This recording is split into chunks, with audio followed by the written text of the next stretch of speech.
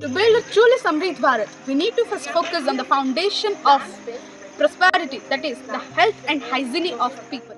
Natural resources के exploitation के लिए प्लास्टिक को एज एन अल्टरनेटिव इंट्रोड्यूस किया गया है और आज plastic has become the most widely used material in the world. इसके वर्सेटिलिटी, ड्यूरेबिलिटी एंड कन्वीनियंस के लिए प्लास्टिक आज दुनिया के सबसे यूज करने वाले मटेरियल में से एक बन गया है। परंतु ये प्लास्टिक एक नॉन बायोडिग्रेडेबल ऑब्जेक्ट है जो मिट्टी में नहीं मिल सकता और इसके द्वारा हमारे एनवायरनमेंट में बहुत सारी दुविधाएं हो रही है, जैसे कि contaminating air, soil and water. और ना ही एनवायरनमेंट बल्कि ह्यूमंस में से भी बहुत सारे डिजीजेस ऐसे निकल रहे हैं जो कि प्लास्टिक के यूज द्वारा पाया गया है एक रिसोर्सेज के माध्यम से।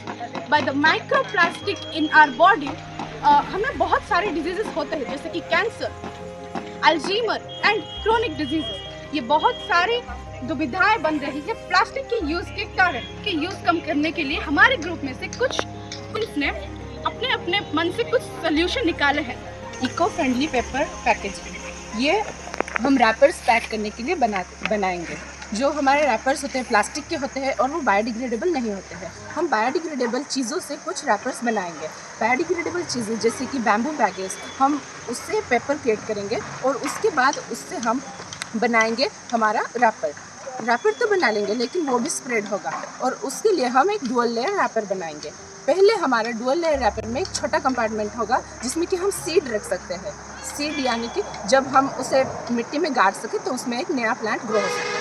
पर हमें वहाँ पर न्यूट्रिएंट जेल भी रखना होगा जिससे कि सीड प्रोटेक्ट हो सके। और उसके अपर लेयर में जो हमारा डेली यूजिंग थिंग होता है वो हमारा रहेगा।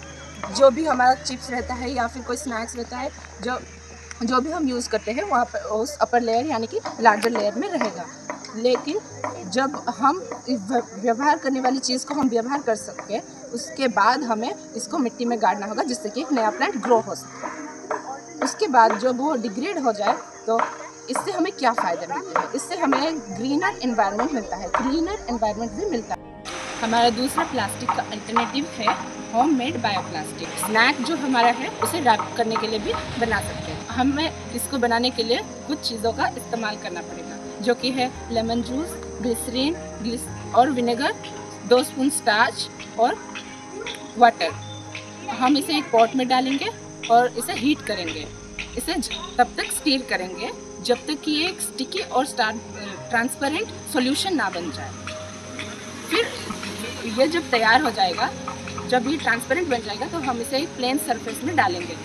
इसे हम फैलाएंगे वहाँ पर और जब तक ये कूल डाउन ना हो जाए इसे हम वहीं पर रखेंगे और उसके बाद जब ये कूल डाउन हो जाए तो इसे हम निकाल सकते हैं और हमारा बायोप्लास्टिक रेडी है।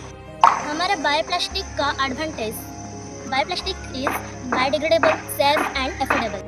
हमारा तीसरा तरीका है promotion of natural alternative of plastic. हम जो चीज़ प्लास्टिक से बनाते हैं वो हम बम्बू, क्ले, स्टील और कॉटन से भी बना सकते हैं।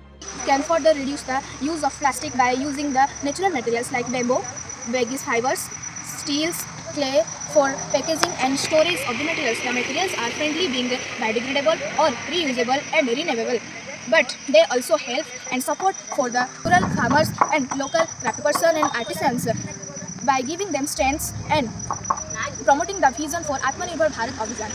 In Gajpati district, many people from village using the natural materials make the natural production by using bamboo, cans and sal leaf cutlery, etc. By using this, the advantages are nurturing sustainable livestock, promote for good health, protect environment, reduce the ecological footprint.